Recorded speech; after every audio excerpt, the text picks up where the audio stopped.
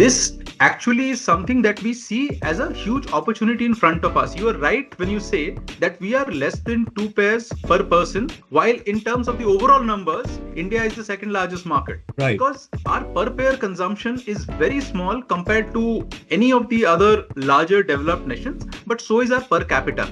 Since we are seeing the growth across both in the economy and the per capita income, this consumption of 2 per pair going up to 4 or 5 per pair would entail a huge opportunity for us as brands. Hello and welcome to India Retail Network, a weekly podcast series where we invite industry leaders and experts to decode and unpack the opportunities and complexities of India's vibrant retail market. And today we have Sandip Baksi with us. Sandip is the Chief Executive Officer for Nuvora Retail Pvt Limited, a joint venture between AstorMueller's of Germany and India's Goric Group. So thank you very much for coming on the show, Sandip. Thanks, Rasul. It's a privilege talking to you, and we're looking forward to having this for quite some time. So happy to be here. Thank you very much. So, Sandip, let me just start by asking you about your joint venture. You forged a joint venture with Goric earlier this year, right? What kind of model did you operate in India prior to that? In India, we have been operational for almost 2 decades, but it was always a sourcing setup. We were exporting roughly about 5 million pairs a year, and we're one of the top exporters of premium leather shoes from the country, from India into Europe. But looking at the potential in the market that was growing up and the premiumization post-COVID, we decided to set up our own venture, which is where AstorMueller's started detailing in India. And in seeing the opportunities for the first year or so, we decided that the growth needs to be further elevated, and hence we brought in a local partner. So what happens is, being an European company, we have our expertise when it comes to design and quality. However, the understanding of the local market or the expertise of India, because India is a continent in itself, comes in with the local partner.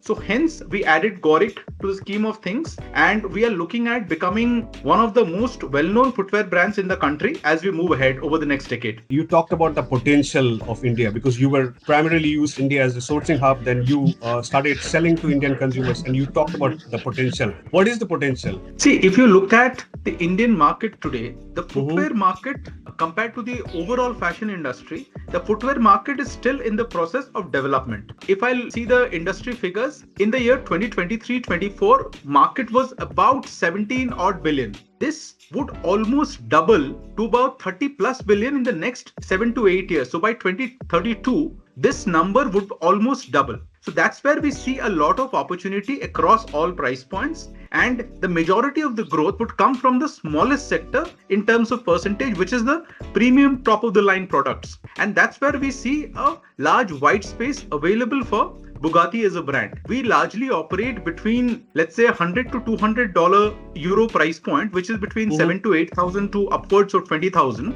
Right. And that's an area where we see a wide open space. In terms of comparative fashion space, let's say I was looking at your interaction with the Lacoste CEO. So customers who in the apparel side would consume brands like Lacoste, Tommy Hilfiger, Armani Exchange would see us as a suitable footwear brand. So that's where we see the Indian market with expansion of each of these brands on the apparel side, opening up more and further opportunities for Bugatti in the footwear space. Coupled with 7,000 to 20,000 price point, literally targeting India A, right? Which is growing and premiumization is happening as we speak. So that's a good news. You're in the market at the right time, or have you been slightly late? I would say we have been probably 5 years late, but unfortunately we cannot go back on. So whenever we start point, we can only increase our pace. So the reason of adding a local partner was to increase the pace, because we see us growing from the current about let's say our reach right now is about to the top 10 cities. We want to reach out to the top 25 to 30 cities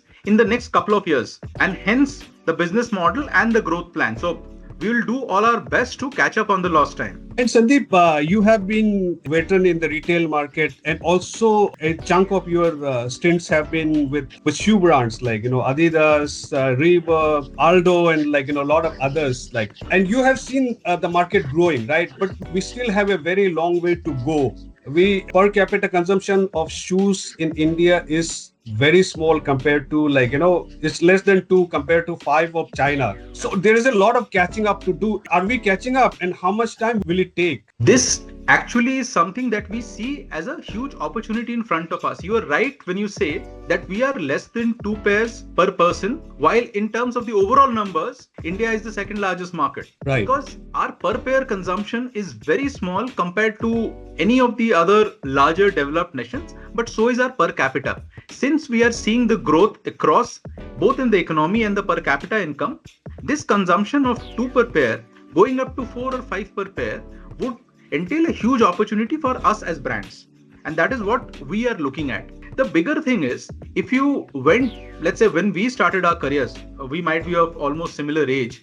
In the early 2000s, we had one sports shoe, one office shoe, and that was it. Today, if you look around, people have evening wear, people have shoes for different sports, people have apparel and shoes I'm talking about even men, not just ladies, because ladies probably did it earlier. Even men today have quite a bit of fashion understanding and buying products accordingly. So that is opening up a huge opportunity in the market, which we are trying to capture. From the Bugatti perspective, we bring the latest European fashion onto our customers' desk. So that is something probably nobody does at the pace that we are able to do. We are a fashion footwear brand with the opportunity of India, the premiumization.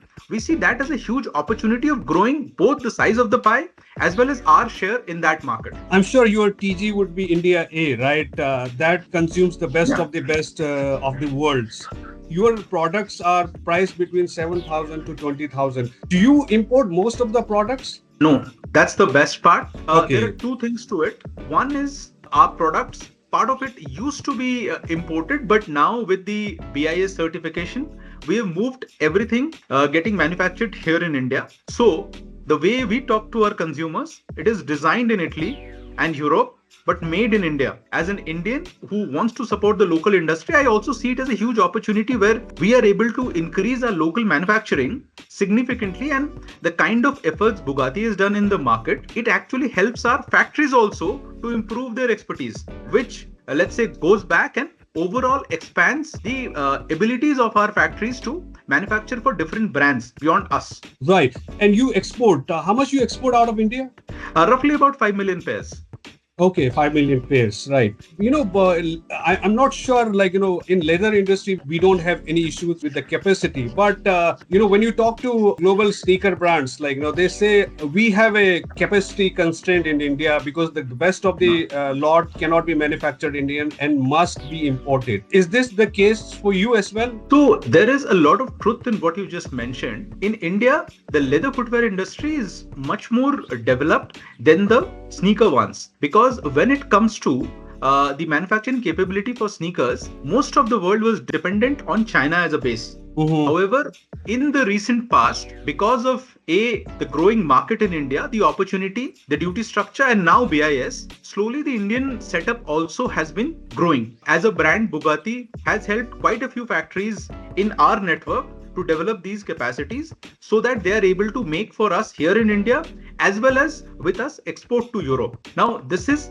an excellent opportunity for the manufacturing sector in India as a country to learn and grow further, because like in a recent interview, I was hearing the Apple team saying that most of the latest Apple phone that has gone to the US is made in India. Hopefully, in near future, most of the sneakers going out in the world should also be made in India. And that's a day I would look forward to. Is it going to happen, Sandip? See, I'm hopeful about it because the cost of manpower in India is still much lower than China. And with the world looking at different opportunities outside of China, because see, China would remain a very important component. And even now, when I'm manufacturing sneakers in India, we are still sourcing a lot of our material from China. So that's far easier to get.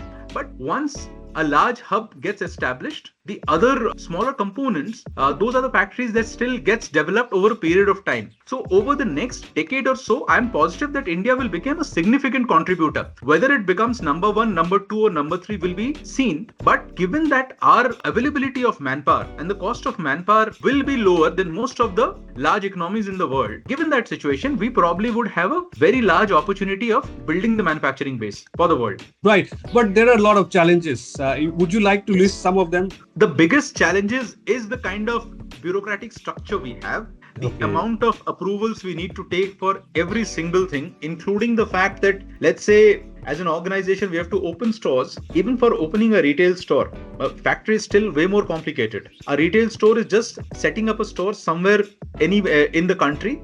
The amount of approvals, the number of GST almost 2 dozens, right? That is a huge challenge. There are efforts to simplify it, but if government takes care of the bureaucracy a bit more and makes starting a business and sometimes closing a business easier, it would help a lot in taking our growth levels to a much higher trajectory.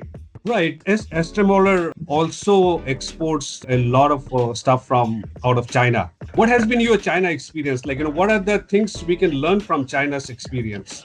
See, the biggest strength of China is efficiency. If you want to sit and design a shoe, they can probably get the sample ready in the course of our discussion. So if we spend a couple of days there, our designers working with their designs and structures, if you tweak a design, they can get a sample ready almost on the same day. Wow. So those are things which are difficult to achieve here in India, though there are some factory setups who are working on it. And I'm sure we would reach there someday, because logically, if you look around us, China was developed into what it is today by the Western world. So it was not done by their own selves suddenly one day. So in India, we have got the focus over the past few years. I'm sure over the next decade, this will grow into a very strong industry with the capabilities that we can give a tough fight to China. Right. And Sandip, coming back to your business, would you like to talk about your target customers and how is it growing? So our target customers is typically the upward mobile, as you were mentioning, India A, in the age bracket of 30 plus, both in male and female. And they are fashion conscious customers. They are customers who want a different shoe for every occasion. And we try and give them each one of those categories, be it for going to office or a party or going out for a evening drink. We have specific shoes for all occasions. Surprising enough, though we are not a sports brand, close to 50% of our shoe sales comes from sneakers. But we are fashion sneakers, which is completely different from the sports or the sports inspired sneakers that you see from the sports brands. The kind of features we are able to add in our shoes is way more, let's say, attractive from the fashion structure. So it becomes far more attractive. Being Bugatti as a brand, we are into quite a bit of the driving space in terms of the product. So our flat soles are very high on fashion and some of our best sellers are there. And how big is the addressable market? You talked about your target customer. How big is it? How is it growing? See, in terms of the size of the market, our target market would be roughly 10% of the overall Indian audience. So when we say 140 crores, we probably target about huge. 12 to 14 crores. Yeah, the fun thing is 14 crores is still larger than most of the countries in the world. Right. So it's a large market. The difficulty is it's spread across a continent-sized country like India. So we have to reach out to each and every one of those audiences, which is why we find online to be very effective. Because with a single product structure on, let's say, a Mantra or a Tata Click Luxury or a Ajio Luxury, we are able to reach out to customers across the globe. Yeah. Not so true for offline, because we have to open stores in each of these territories, which is very difficult, right? Yeah. That's a mix, but the market is growing very fast because, see, in our lifetimes, we have seen India go from less than $500 per capita to close to 3,000 now. And this has happened in less than 3 decades. So given that, when we go from 2.5 to 5,000, the amount of consumption that we will have probably can change the entire structure of the footwear trade that we are looking at today. Yeah, that's exactly going to happen in the next decade. Right. That's exactly what everyone says. Like when we hit 5,000, 6,000 per capita income, that's where consumption would set to explode. Yeah. This 14 crore target customer, how is it growing? like in terms of percentage? See, in terms of percentage, there are two things that happening. Even the 14 crore is not a single unit base. In that 14 crores, you have some which will go at our products during a discount period. You have some who only look at our top of the line products, which are between 15 to 20,000, which are our leather soles, a very exquisite Italian designs, Italian leathers. Because again, the customer there is classified into different categories. Right. Now, within that bracket, people are moving from the lower tier to the higher tiers. So and on the other side, the India, which is less than this current 10% bracket, which is between, let's say, 10 to 30%, people who are earning a bit less, but for them, we become an aspirational brand. And those additions, as people go from $2,500 to $5,000 per capita income, is happening at a very high pace. So probably our target bracket in the next 10 years will be more than double. So this 14 might become between 25 to 30 crores over the next 10 years, and the business then can become very, very substantial. India would be one of the most attractive shoe market for shoe companies, global shoe companies. It definitely. See, India would be an attractive market for shoe companies. Not just that. If you look at the size of our population and the way our overall economy is growing, India would be a large and attractive market in almost every other category. If you look around, in 2012, I remember Tim Cook visiting China, and in that visit, somebody, an Indian reporter, asked him whether you are looking at India as a market, and he said, our phones are too costly for the Indian market. I remember that. He sidestepped the question, for the time being, our focus is China, right? Yes, and that was 2012. We are today in 2025, and look at how things have changed. Right. 10 years in India can make the complete world turn upside down. And that's what we are hopeful, even for the other categories, which includes things like shoes. What has happened is, phone for the matter of fact, became an aspirational, a show of status, and a lot of beyond usage, it became a lot of things for the customer. Similarly, we are looking at other categories, including shoes, to become. What we are working towards is making Bugatti a part of that growth bracket. So when you think of having a fashion shoe, you need a shoe to go out in the evening, or for a marriage, or for your interview, for your first interview probably, you'd look at Bugatti as a brand that you'd want to carry. Okay. And are you planning to bring Salamander to India as well? Yeah. So our objective is to first establish Bugatti over the next 3 years, and then get our other brands that we have globally in this stable.